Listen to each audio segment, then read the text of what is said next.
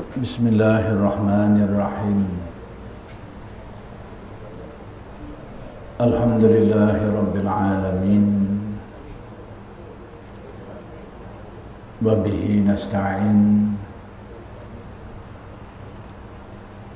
Allahumma salli ala sayyidina Muhammadin nabiyil ummi wa ala alihi wa sahbihi wa sallim.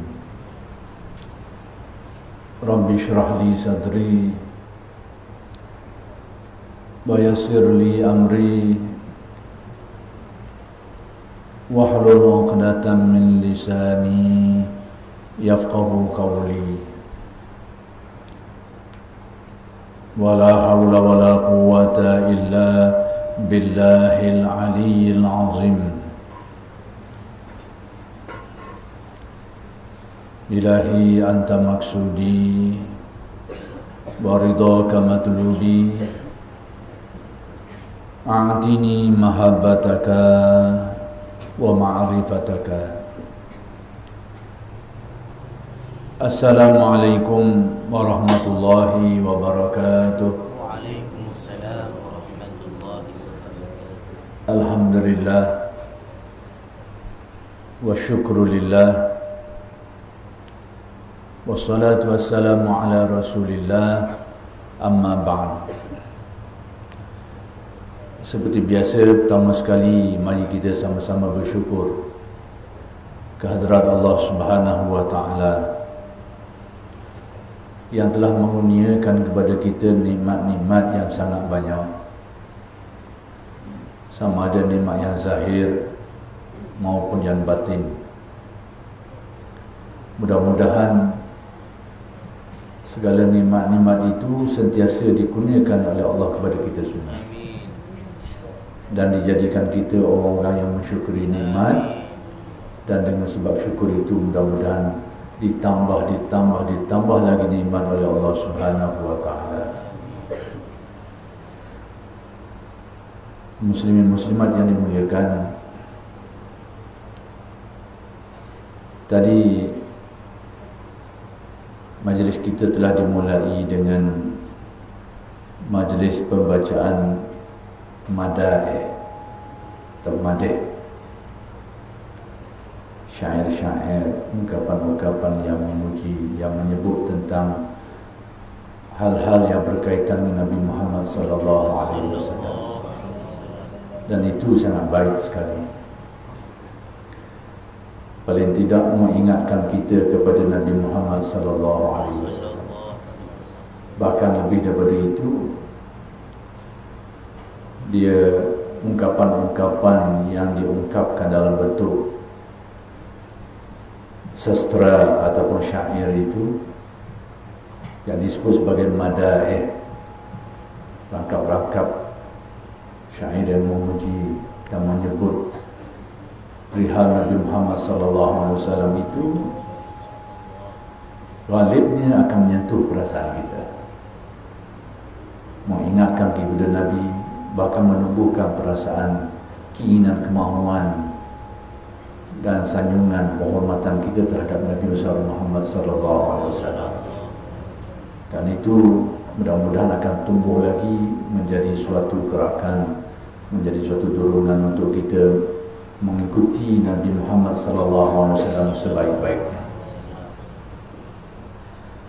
Perkara yang ingin saya jelaskan pada malam ini, seperti yang disebut oleh pengurusi tadi, itu berkaitan dengan kekeliruan. Kekeliruan mengenai persoalan yang berkait dengan tasawuf dan tarekat. Jadi untuk menjelaskan tentang dua perkara ini, tasawuf dan tarekat ini, saya ingin memberikan sedikit penjelasan umum dulu. Dan ketika menjelaskan beberapa kekeliruan, disitulah kita akan dapat memahami maksud di sebalik perkataan tasawuf dan tarekat ini. Secara umumnya, tasawuf itu adalah ilmu. Tarekat itu adalah tata cara, kaedah untuk menghayati tasawuf. Jadi tasawuf ini adalah satu pengetahuan, satu ilmu tentang hal-hal kerohanian dalam Islam, tentang akhlak, tentang kerohanian, kejiwaan dan sebagainya. Maka cara untuk menghayatinya, menempuhnya, merasainya, mencapainya, maka itu dinamakan tarekat secara mudah. Jadi tarekat ni kaedah, cara, jalan yang teratur, yang tersusun, yang sistematik, yang memenuhi persyaratan tertentu untuk tujuan menghayati tasawuf secara yang lebih mudah, lebih bersistem, lebih teratur. Itu secara umumnya lah. Baik, saya nak terus kepada beberapa kekeliruan yang selalu ditimbulkan berkaitan dengan tasawuf dan tarekat. Antara kekeliruan yang kita dengar hari ini ialah ungkapan setengah orang, baik di Malaysia ini ataupun di luar negara. Maksudnya ada ungkapan yang kita dengar daripada orang Melayu Muslim, bahkan kita juga ada dengar daripada tokoh-tokoh akademik daripada negara-negara Arab pun ada, iaitu mereka menolak terus tasawuf dan mereka anggap tidak ada.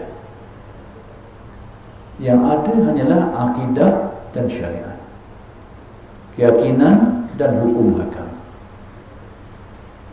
Tasawuf tidak ada. Dianggapnya sebagai perkara luar, perkara asing yang telah dibawa masuk ke dalam Islam, telah diseluduk, dibawa masuk ke dalam Islam. Saya agak terkejut bila mendengar beberapa diskusi di negara di Afrika Utara melibatkan tokoh-tokoh ilmu dia, dan kita tidak jangka bahawa dia berada di antara mereka itu secara terang-terang menolak secara total, secara mutlak tasawuf. Tidak ada. Dan dianggap sebagai ilmu asing, ilmu yang direka-reka, yang dibuat-buat, atau ilmu yang diimport, dibawa masuk daripada ajaran-ajaran lain ke dalam Islam. Ini satu sikap yang pada saya sangat berlebihan, dan ternyata berlawanan dengan nas. Sedia maklum semua kita ni semua tahu tentang hadis yang disebut hadis ihsan, atau juga disebut sebagai hadis Jibril, kerana hadis itu membabitkan Jibril yang datang dalam rupa manusia. Jadi Jibril ni datang kepada Nabi, tanya Nabi tentang perkara-perkara penting tentang agama ini. Maka ada 3 perkara besar yang ditanya oleh Jibril ni. Pertama sekali dia tanya tentang iman, yang kedua tentang Islam, yang ketiga tentang ihsan. 3 perkara. Ini persoalan pokok, persoalan penting yang ditanya oleh Jibril. Jadi rupanya Jibril ini datang bertanya sebenarnya bukan nak tahu, tapi nak mengajar dalam bentuk pertanyaan. Tidak semua pertanyaan itu untuk tahu, untuk dapat jawapan. Kadang-kadang pertanyaan dalam bentuk sindiran pun ada. Mau hari tak malam, pada hari nak sindir, mau hari malam. Tanya untuk sindir, untuk tujuan sindir dan sebagainya. Jadi ini dah bahasa Arab. Dan Jibril ni datang dalam kisah ni bertanya sebenarnya untuk mengajarkan. Ditanya Nabi jawab sebenarnya untuk umatnya yang dengar tu. Jadi ada 3 persoalan besar yang ditanya, tentang iman, tentang Islam dan ihsan. Iman ini sudah tentu tentang akidah, pegangan, keyakinan, kepercayaan yang wajib diyakini. Islam tentang amalan-amalan yang perlu kita tunaikan, laksanakan sebagai Muslim. Ihsan ini adalah tentang ehwal jiwa kita, kelakuan hati kita dalam beribadah, dalam berhubung dengan Allah Subhanahu wa taala. Jadi ihsan ini dalam bahasa di kemudian hari, itulah yang mau panggil tasawuf. Jadi kalau ingkar tasawuf sebenarnya mengingkar ihsan yang merupakan salah satu di antara 3 komponen penting agama ini. Tanpa sedar. Bila dia tolak tasawuf, berarti dia tolak ihsan. Berarti 1/3 daripada agama itu mereka ditolak tanpa sedar. Sebab di zaman awal Islam memang nama tasawuf itu tidak timbul, sebab dia satu istilah. Tapi perkaranya, hakikat sebenarnya sudah sedia maklum. Jadi kalau kita kait dengan hadis itu, maka namanya ihsan. Dan ulama-ulama juga menyebut nama-nama lain bagi nama tasawuf ni. Antaranya tadilah ihsan. Disebut juga sebagai ilmu batin. Disebut juga ilmu qulub atau ilmu qalbi atau ilmu fil qalbi. Disebut juga ilmu suluk, ilmu perjalanan jiwa. Nama-nama ini adalah menurut penamaan yang diberikan oleh ulama untuk menggambarkan benda yang sama, ihsan. Yang pada hari ini rata-ratanya orang menggunakan istilah tasawuf.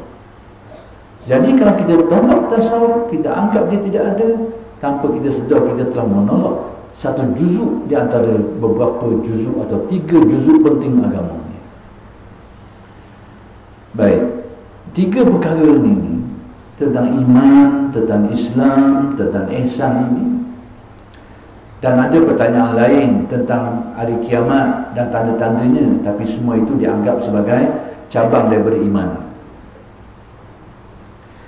Jadi Nabi ini, saya menyatakan bahawa 3 perkara ini, iman, Islam dan ihsan ini 3 tunjang utama agama ini, 3 paksi utama agama ini.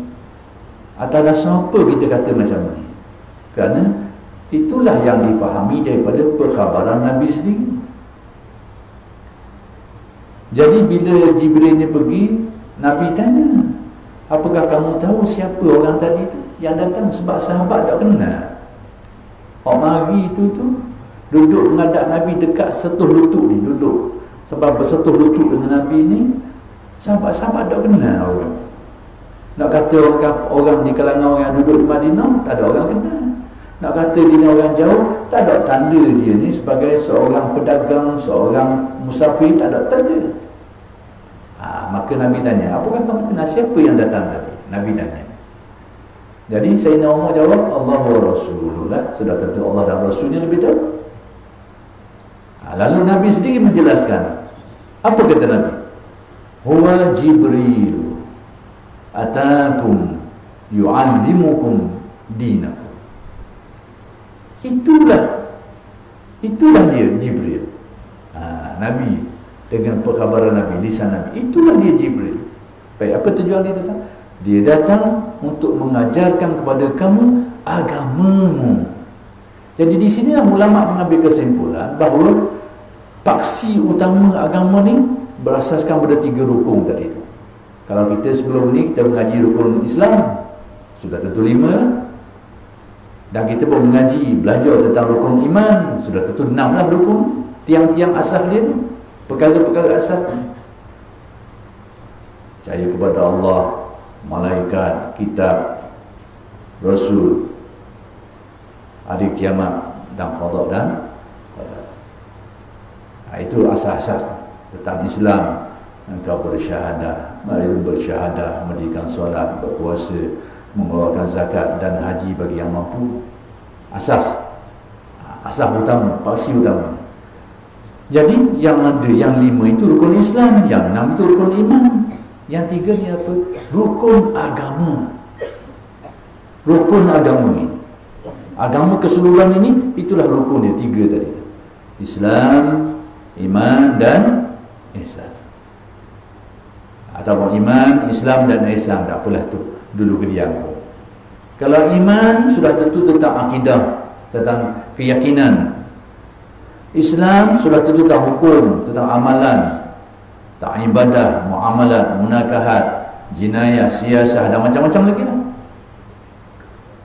Islam. Ihsan Ini berkait dengan akhlak, berkait dengan jiwa, berkait dengan maqam dan bermacam-macam hal ehwal jiwa manusia dengan segala persoalannya itu, yang membabitkan tentang diri dan hubungan dengan Allah dalam ibadah dan sebagainya. Kelakuan jiwa kita itu dinamakan sebagai tasawuf, yang dulu namanya ihsan.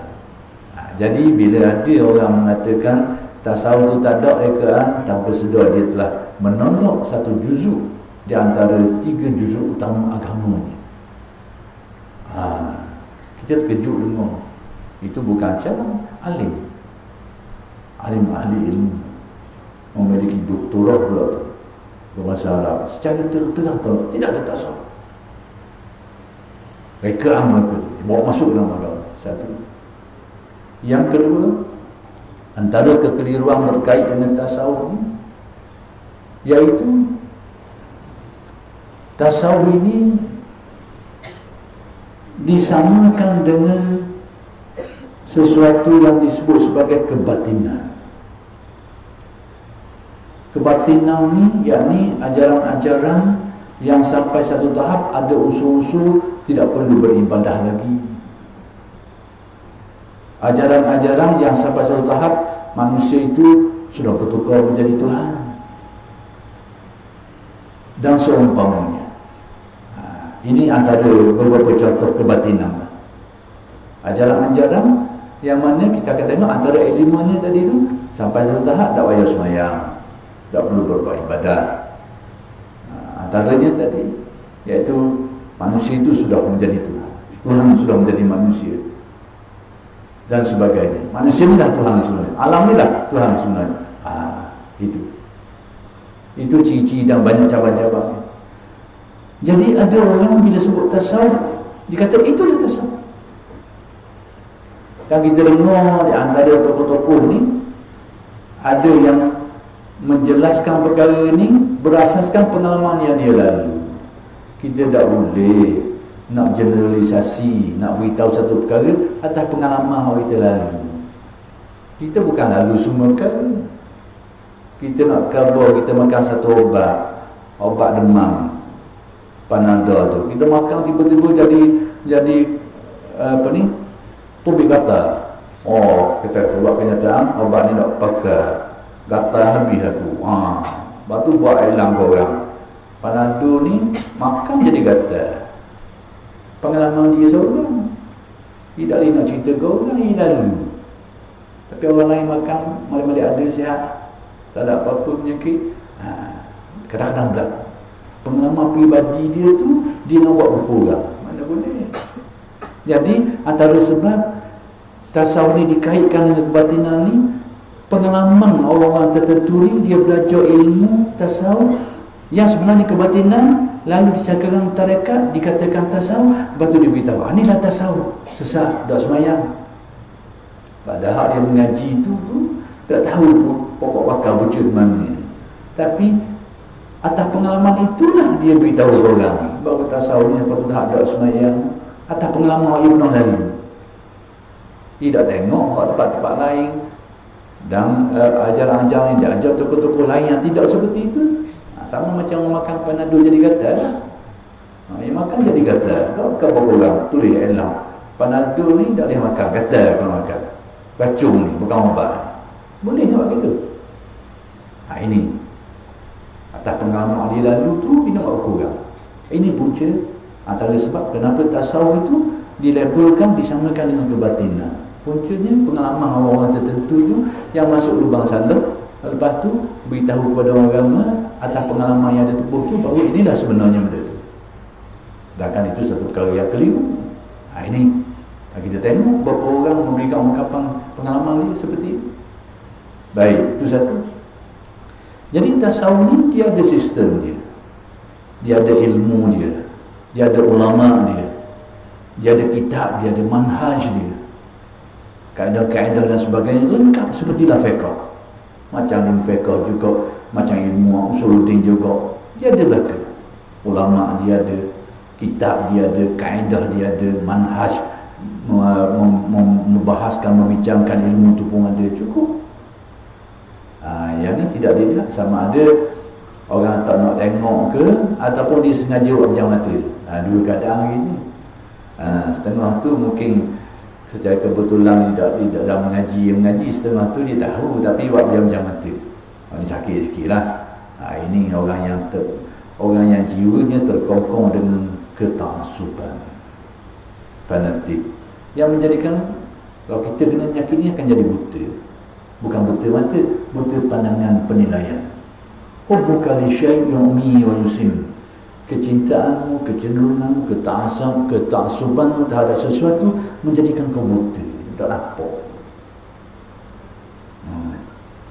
Buta dan bisu, tak nampak dan tidak akan menuturkannya. Dan menjadikan buta dan pekok, maksudnya tak nampak dan tak dengar. Tak dengar maksudnya tengok dia dah nampak dah, dengar apa tak ada. Menjadikan buta dan tuli kerana ketaksuban. Baik, kemudian antara kekeliruan lain yang berkait dengan tasawuf ni, iaitu dia kata tasawuf ni ilmu semata-mata. Ilmu saja, mengaji cukup. Ini juga keliru. Jadi mana yang melibatkan amalan dan tasawuf tu tak perlu, tak boleh. Ada kata tak perlu, ada kata tak boleh, macam-macam. Pada dia ilmu dia. Mengaji kitab tu selesai. Ini juga satu keliru. Kalaulah dengan ilmu itu orang menjadi bertasawuf, berarti semua alim ulama tu bersih belaka.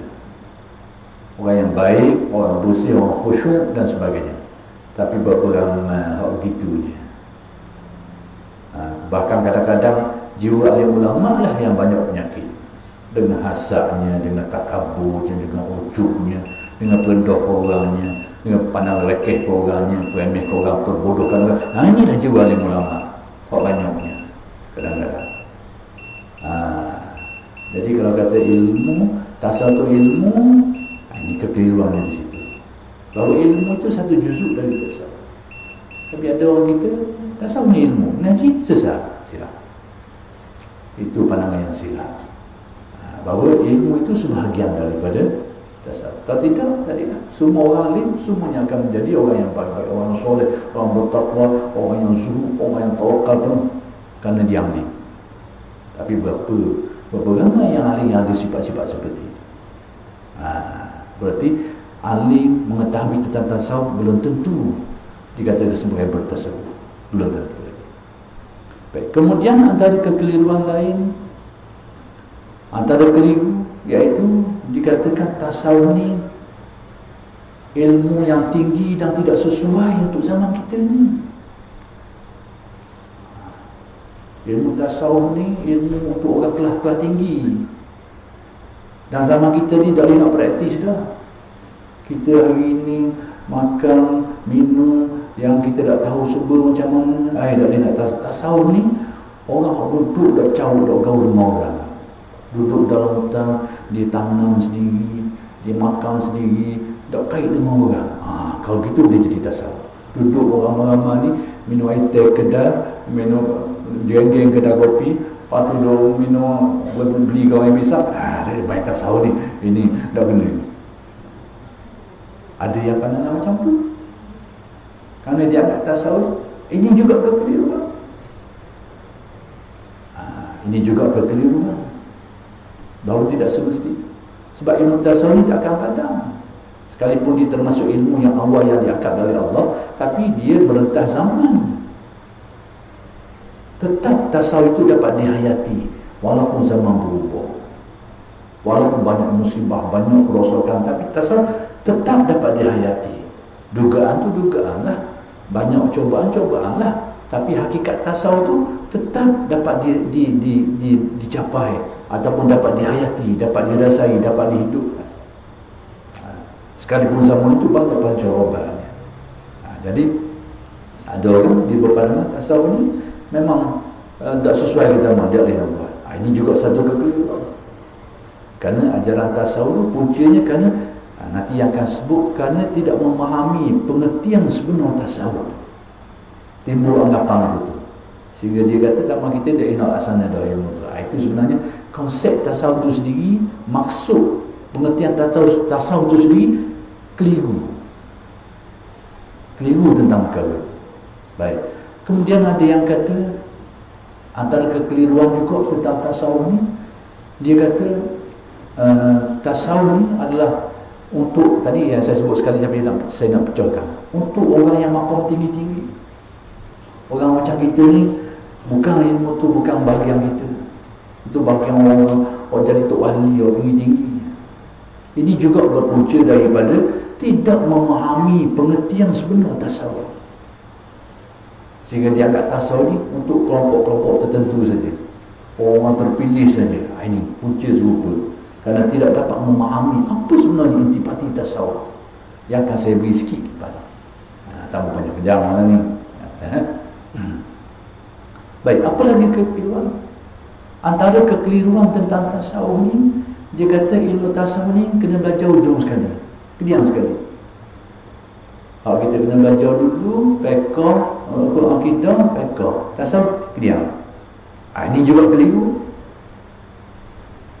Kekeliruan puncanya kerana apa?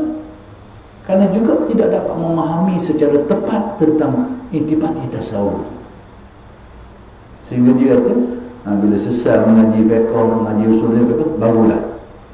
Alasan yang diberikan, dia kata kitab yang ditulis oleh ulama, bahagian depan tu ditulis akidah dulu, lepas tu tulis bab fiqh, lepas tu baru tulis bab tasawuf. Dia kata duduk kediam sekali. Tu angkalang yang terbit angkalang tu, kita duduk kediam sekali, kerja kediam sekali. Ulama tulis buat perbahagian ni supaya senang mengaji, senang belajar, bukan suruh tak kediam sekali. Kalau lah kita nak pakai sipir tu, kena kediam sebab ulama tulis kediam sekali, mengaji usuluddin, lagi dah habis, jangan semayang lah. Jangan semayang.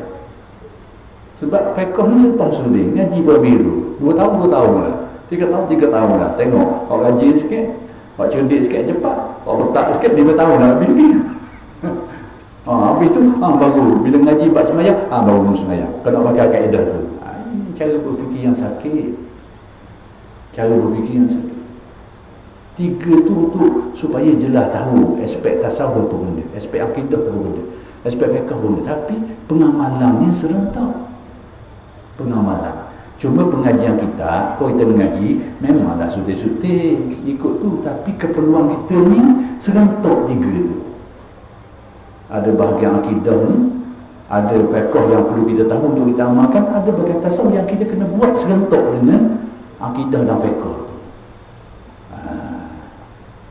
Ini juga kekeliruan. Sehingga dia tak suruh lah mengaji nak habis, dah mengaji kita, baca kita sekali baca sebari dia baca, main i'rab lagi, itu lagi, kali tua nak mati dah habis, tak dah hafal lagi bab tasawuf, kena molek. Ini antara kekeliruan. Kekeliruan itu baik. Kemudian antara kekeliruan lain lagi, dia kata tasawuf ni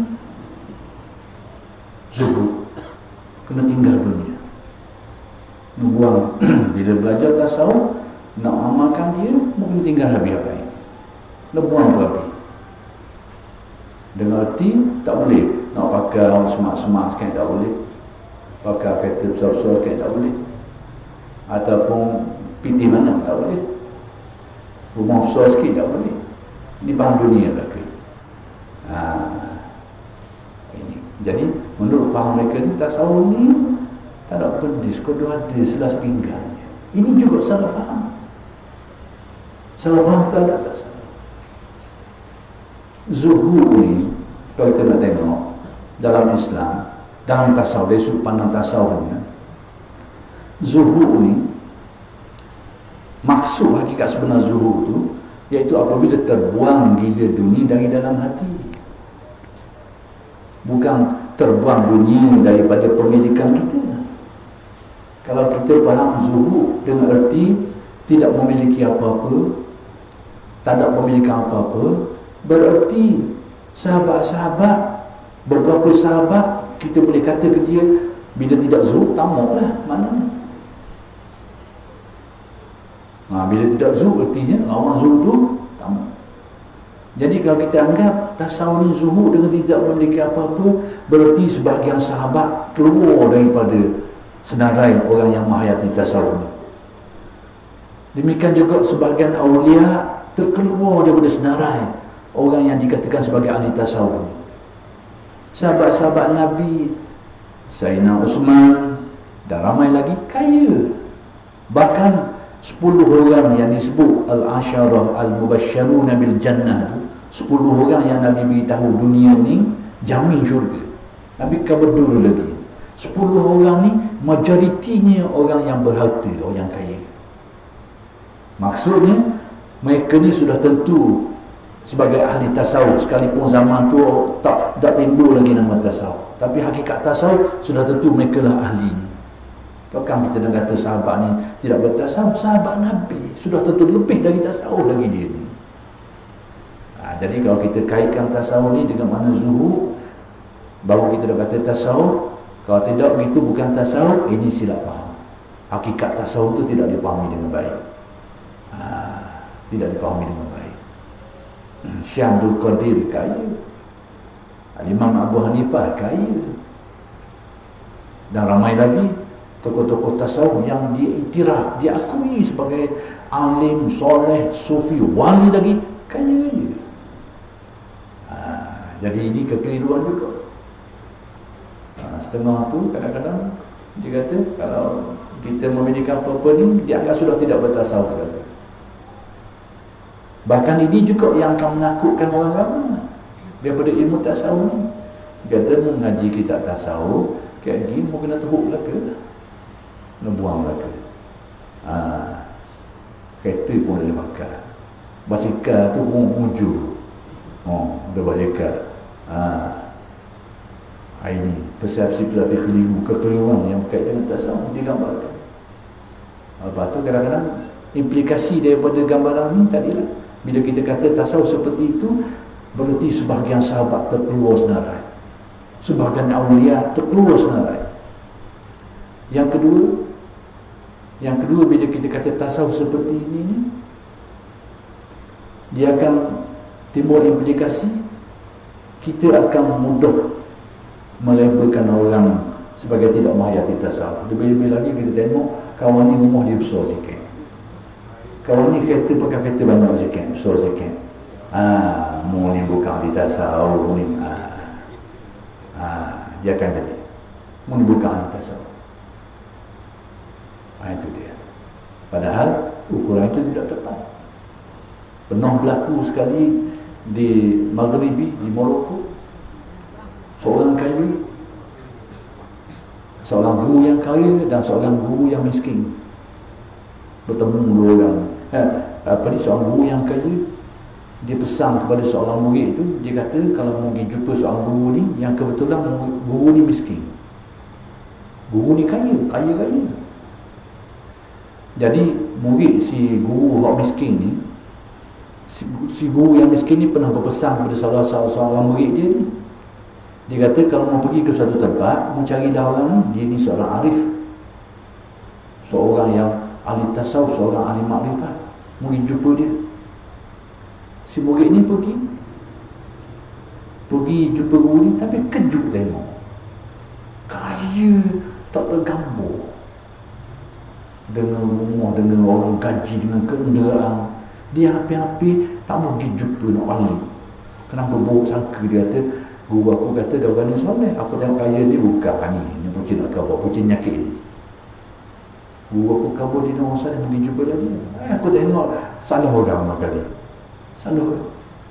Dia hampir balik tak mau jumpa, tapi dia ingat pesan guru.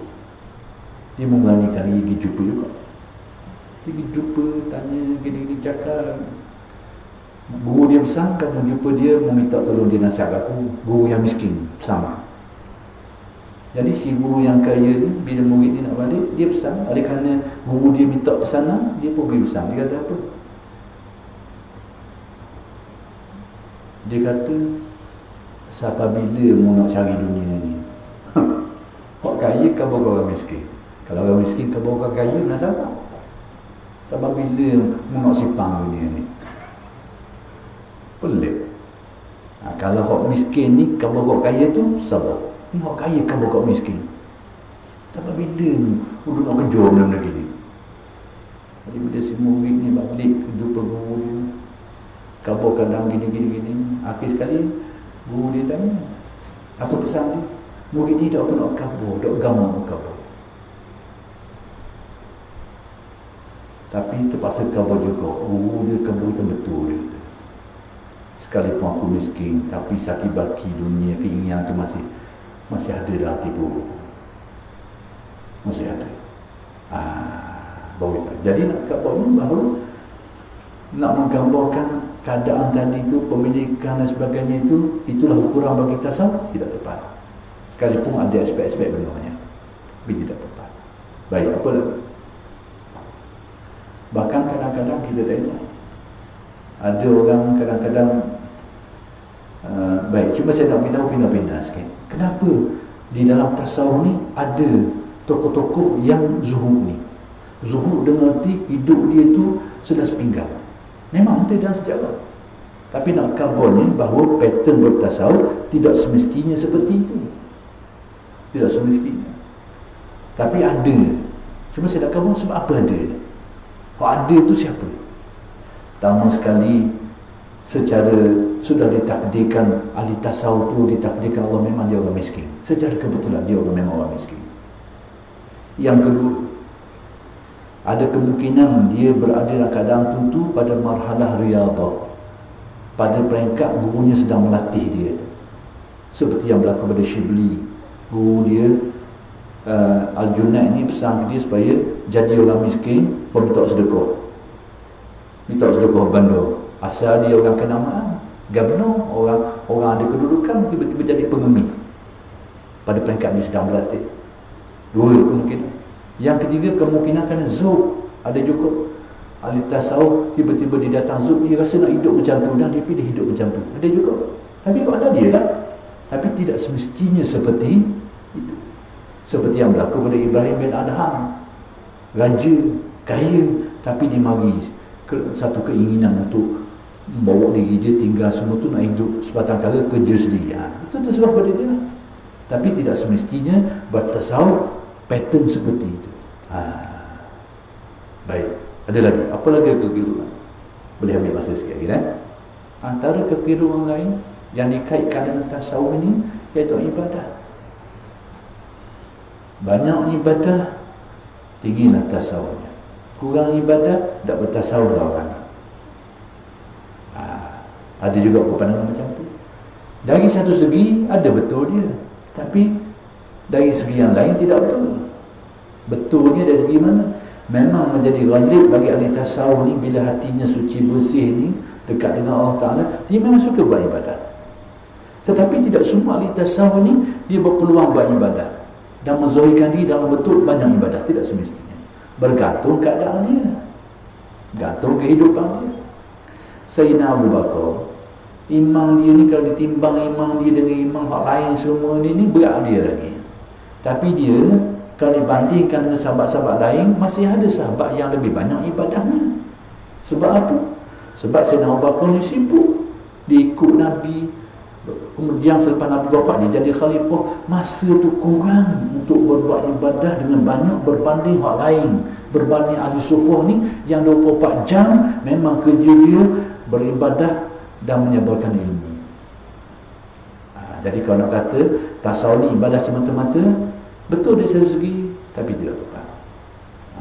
Dengan arti kalau kita nak ukur orang, tengok orang yang banyak ibadah, semestinya dia ni ahli tasawuf yang tinggi, tak tentu lagi. Tapi harap-harap begitulah, harap-harapnya. Kemudian kita tengok orang tu nampak tak banyak mana ibadah, nampak tak nampak mana hak wajib, ya buatlah depan, tapi sunat-sunat tak nampak mana. Ni bukan ahli tasawuf ni, tak tentu lagi. Kerana aspek tasawuf bukan aspek tu. Intipati tasawuf bukan duduk situ. Ada hal-hal yang kita tak suka. Satu ketika Imam Ahmad ni, Imam Syafi'i ni pernah duduk sekali dengan Imam Ahmad. Kemudian menjadi tradisi orang soleh dulu, qiyamul lail melaksanakan sembahyang malam. Yang kita mungkin mampu, kadang-kadang dok, kadang-kadang boleh, kadang-kadang dok, biasalah. Tapi orang soleh dulu menjadi kelaziman dia. Tapi anak Imam Ahmad ni dia tengok pelik. Dia tengok Imam Syafi'i ni bila dia sudah sembahyang semua dia pun bari sampai ke pagi esok. Jadi anak dia ni melihat bahawa ayah dia barangkali lebih utama dah, sebab menghayati qiyamul lail. Imam Syafi'i tidur sampai pagi esok, tapi ayah dia tidak berpendapat seperti itu.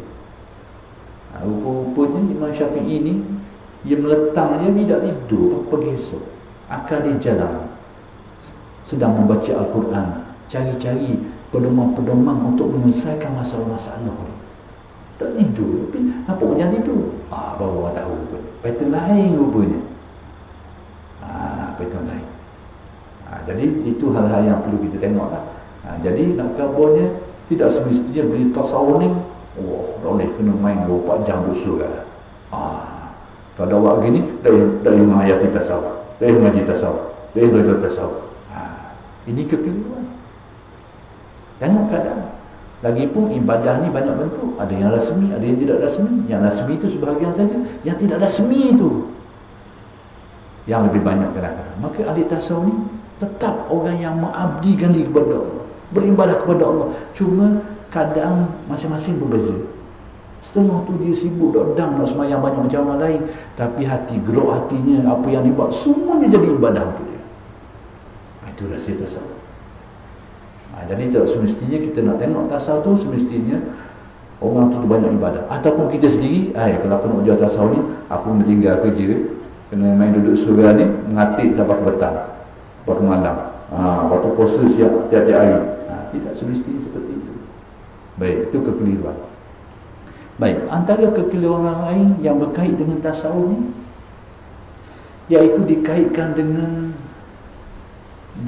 kata-kata aneh, percakapan-percakapan pelik, ungkapan-ungkapan yang orang tak faham. Sebenarnya benda tu berlaku dalam setengah keadaan ahli tasawuf berlaku, tapi tidak menggambarkan keseluruhan disiplin tasawuf. Pasien tu belaka. Contoh kan dia cakap mabuk. Dia kata apa? Kadang-kadang Tuhan nak minum air. Dia sebut. Dia mari mabuk. Tuhan nak minum air. Memanglah Tuhan nak minum air. Tapi cakap jadi macam lain daripada percakapan kebanyakan orang. Dan sebagainya. Jadi itu orang panggil dalam tasawuf panggil syabhat. Syabhat ni terlantur, iaitu bila berlaku pada seseorang yang sedang mengalami gelora jiwa, gelora jiwa yang akibat berlaku proses pembersihan jiwa secara mendadak dalam keadaan jiwa yang tak kuat molek. Jadi dah nak tapih oleh akal dia. Maka percakapan dia tu kadang-kadang tak siku dengan kenyataan sebenar. Maka dia cakap macam-macam. Kadang dia kata malaikat, ada orang malaikat. Kalau kita, padangmu atau tak ada malaikat, memang batal imammu tu, tapi berlaku. Nak kau bertengah pada waktu dia tengah zoom menghasilkan kewujudan sebenarnya lah Allah lain tak ada. Tiba-tiba orang sebut malaikat, padahal tak ada malaikat ni. Bukan dia hakikat sebenarnya bukan dia tak percaya ke malaikat, tapi tengah dia ingat hasyik, ingat kepada kewujudan Allah yang sebenar ni, yang lain daripada Allah ni, binasa sultan tak tu. Masa tu mari ingatan tu inafi belaka. Kita tak tahu kala ni pada ada zindik tu kawan ni tak percaya ke malaikat apa. Baik, benda-benda macam ini berlaku dalam tasawuf, tapi jarang-jarang kepada kiki tertentu, tak banyak. Saya kena bersikap jujur lah. Saya nak nafi sama sekali tidak berlaku benda ni. Dan ulama tasawuf ada istilah dia, Ibn Syabhat, telatuh cakap, babah cakap. Tapi benda tu dah diambil kira. Itu dekat ahli tasawuf sendiri anggap itu tidak sioman benda tu. Jadi ada-adalah, tapi dia bukan menggambarkan keseluruhan tasawuf. Jadi ada orang dia pandang tasawuf ni dah betul, dia waktu biar Allah tadi tu cakapan ahli tasawuf, babah-babah tu, waktu babah terlepas cakap tu. Padahal itu boleh dibilang ungkapan-ungkapan hak pelik-pelik gitu, berbanding dengan ungkapan mereka hak jelas, terang dan baik ucapan mereka itu. Baik, antara kekeluaran lain lagi yang berkait dengan tasawuf ni, iaitu dikaitkan dengan keramat, perkara pelik. Bila tasawuf dia kata, dikait lalu, ikait dengan tok bomo, ikait benda pelik-pelik, aneh-aneh. Dengan erti, kalau kawan ni tak ada perkara pelik-pelik, dia anggap bukan tasawuf. Tasawuf ni mesti nampak pelik-pelik. Banyak perkara pelik-pelik berlaku. Kalau tak ada berlaku pelik-pelik ni, bukan. Ini juga kekeliruan. Satu kekeliruan. Berlaku perkara pelik dan aneh dalam tasawuf ni banyak. Biasa yang disebut sebagai karamah, kekeramatan. Banyak berlaku. Tapi sikap ahli tasawuf sendiri tidak memberikan perhatian kepada perkara yang aneh dan pelik. Tidak menjadikan, meletakkan sebagai ukuran dalam menilai tahap penghayatan tasawuf seseorang. Tak jadi ukuran, tidak pandang pun. Sehingga Syekh Abu Yazid, ulama besar tasawuf, dia kata apa? Sekiranya kamu tengok orang tu dapat terbang di udara, kemudian dapat jalan atas air, mau kena tengok dulu sejauh mana dia melaksanakan perintah Allah. Kalau dia meninggalkan perintah Allah, betul buat. Tak betul. Nak kampungnya, kejadian aneh dan pelik itu bukan ukuran kepada tasawuf. Jadi kita hari ini kadang-kadang mengaitkan hal-hal yang aneh ni kepada tasawuf, sehingga apa? Berlaku kesilapan dari segi kita ni. Macam mana kita akan cari orang nak tahu ahli tasawuf, kita ni nak pergi ngaji ilmu tasawuf, nak cari tu guru ni, kita tengok pelik-pelik, ada tak pelik-pelik? Sebab apa dalam otak kita ni, bila tasawuf mesti aneh-aneh, pelik-pelik. Tak mula kena katang sampai lagu 13. Kena katang. Saya tak mau cerita panjang lah. Katang ni kena bunuh. Dan maksudnya berlaku dalam sejarah negara ni. Orang dibunuh, dipotong-potong lagi. Bukan tak ingat kisah Mona Fendi dulu. Itu perkara yang sama lah. Kerana mencari niat yang baik, nak cari satu perkara yang macam makrifat lah. Tapi jumpa lubang tu tak kata apa. Tapi pedoman yang salah. Kerana melihat yang aneh-aneh, yang pelik-pelik ni.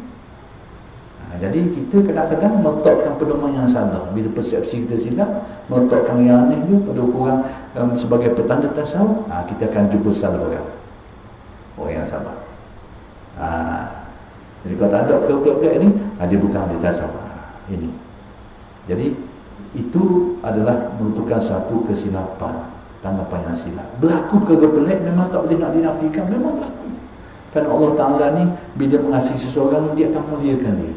Setengahnya itu dizahirkan, setengahnya itu diberikan kekeramatan yang maknawi yang tak, orang lain tak nampak. Macam-macam. Baik. Kemudian antara persepsi yang silap, hal ini cabang sikit lah. Cabang sikit berkait dengan apa yang saya sebut tadi sebelum ni. Ada setengah pihak tu dia kata tasawuf ni kalau nak menghayati dia, kena lari daripada orang ramai. Duduk dengan orang ramai ni tidak boleh menghayati tasawuf. Saya pernah berlaku sekali pengalaman. Tapi kita tak katalah kita ni ahli tasawuf. Cuma kita kata kita ni orang yang belajar.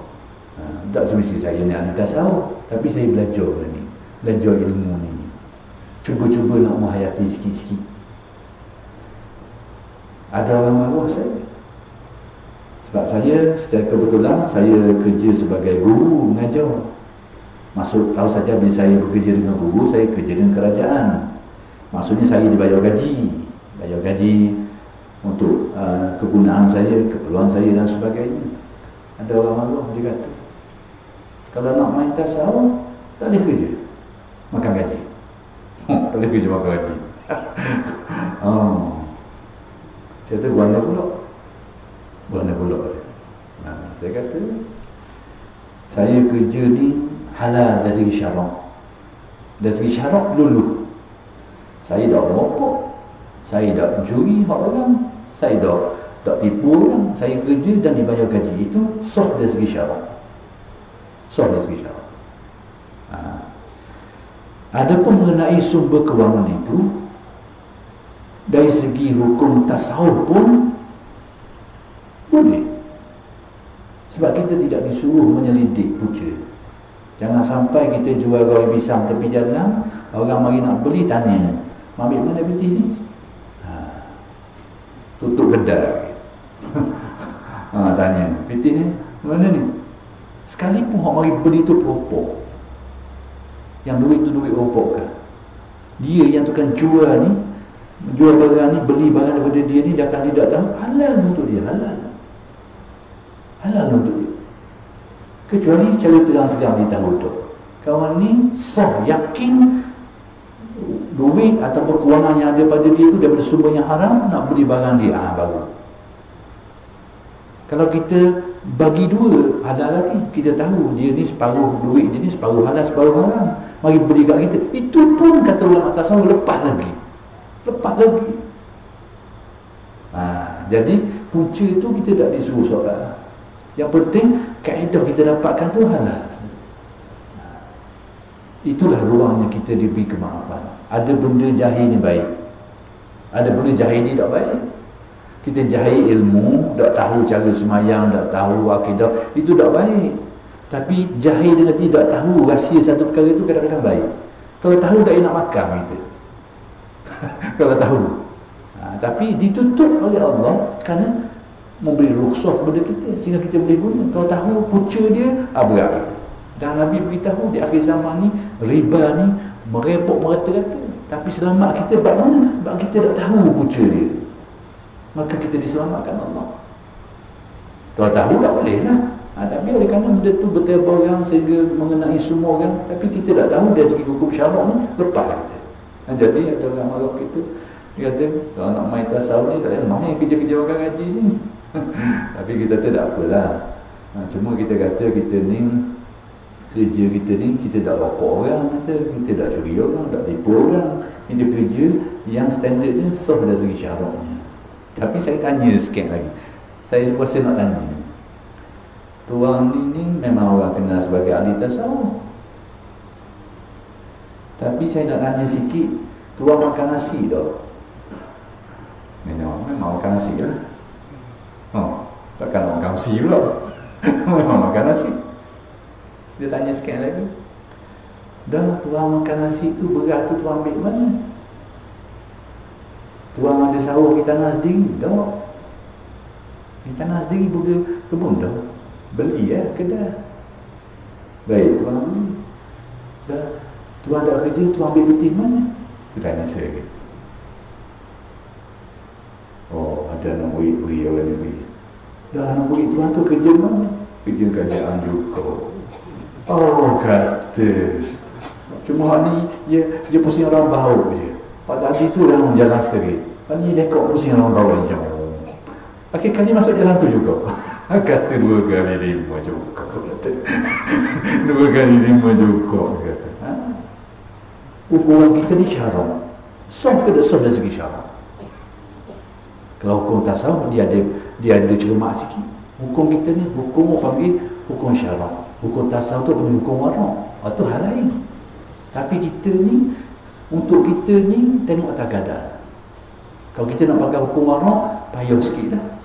Hukum warak ni dia masih jauh. Tapi kalau dalam keadaan darurat ni, hukum syarak, kau boleh jaga hukum syarak pun wujud, alhamdulillah.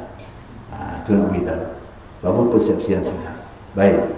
Lagi nak kata. Tambah mungkin melarat juga saya malam. Kekeliruan tentang tarekat tasawuf itulah. Nanti saya akan buat kesimpulan, saya nak beri takrif dia. Sikit, itu penutup tamu panjang-panjang. Baik. Apa kekeliruan tentang tarekat? Tarekat ni secara mudah ni jalan kaedah manusia nak bersih diri dia sehingga menjadi lebih baik, lebih murni dan lebih dekat dengan Allah Subhanahu Wa Taala. Itu tarekat. Bila sebut nak bersih ni, sudah tentu benda tu kotor. Sebelum tu kotor dulu lah. Bersih ni sebab benda tu kotor. Jadi tarekat ni perjalanan yang bermula daripada kotor nak jadi bersih dan lebih bersih. Perjalanan. Bila sebut perjalanan ni ada tempat mula dia tu, kemudian ada tempat ujung dia tu. Itu perjalanan. Kaedah orang pergi berjalan. Itu orang panggil kayuh basikal benda tu. Orang main rumah tu. Mereka lepas tu, motor situ leh, tu lagi jalan tu gatih orang gitu. Jalan ni ada mula ada akhir. Mulanya kat mana? Daripada kotor, sebab nak bersih. Kemudian lebih bersih daripada jahil sehingga menjadi alim, daripada melakukan perbuatan buruk kepada perbuatan baik, daripada berakhlak buruk kepada akhlak baik. Jadi mulanya itu adalah daripada buruk kepada yang baik. Itu tarekat. Sebab tu kalau kita tengok intipati tarekat, dari segi tarekatnya dipanggil tarekat ni perjalanan menempuh maqam, tahapan-tahapan tasawuf. Mula dia kat mana? Mula dia dengan taubat. Bila sebut taubat ni tahu sajalah, menukar daripada perkara yang buruk kepada yang baik, menukar daripada akhlak yang buruk, sifat yang buruk pada sifat yang baik. Jadi tarekat ni bermula daripada serendah-rendahnya sampai setinggi-tingginya. Tapi kekeliruan, antara kekeliruan orang tentang tarekat ni, dia kata tarekat ni adalah untuk orang kelas tinggi-tinggi saja. Kalau kita ni tak boleh. Untuk orang kelas tinggi, untuk wali. Untuk wali saja buat tarekat. Kalau kita orang agama ni baru tahu sikit-sikit agama, boleh semayang, tahu akidah sikit-sikit, ini tak boleh ni. Sebab tarekat ni untuk orang kelas tinggi. Ini kekeliruan.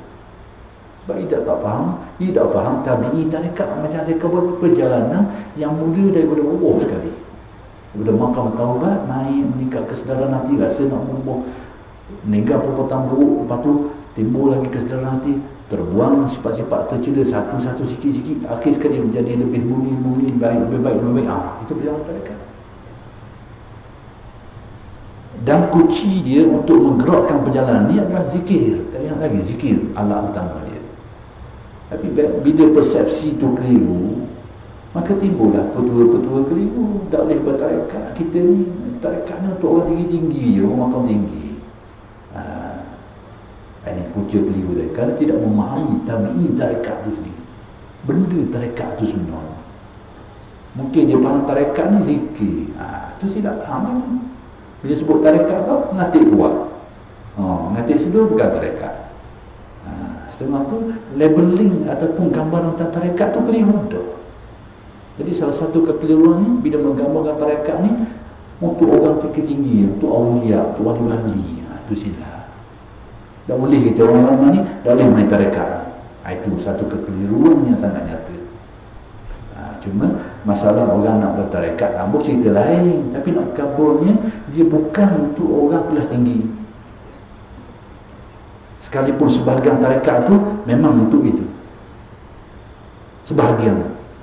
Tapi bahagian bawah ni itu juga sebahagian dia tarekat.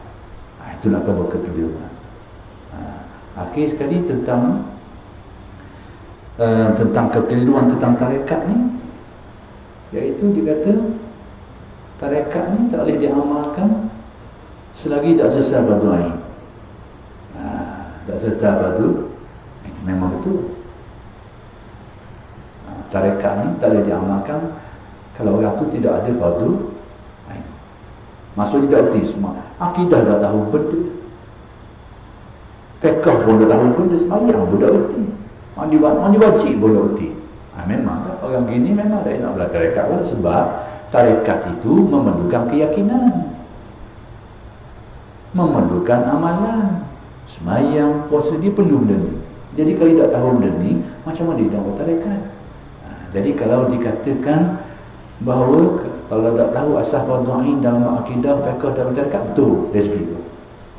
Tapi hak kelirunya, yang kelirunya adalah orang yang dalam marhalah tengah belajar fardu ain cuma mungkin tak mendalam. Belajar fiqh yang sudah dapat memenuhi kewajipan asas dia cuma mungkin tak mendalam. Yang ini dia boleh mengamalkan tarekat. Sebab tarekat tu menghayati, mesti dia ada keyakinan. Tapi tahap yang sederhana, tahap yang minimal pun sudah memadai. Jadi bila dikatakan tak boleh bertarekat kalau tak faham fardu ain yang asah ni, yang asah ni dalam akidah dan fiqh, betul dia segitu, tak ada.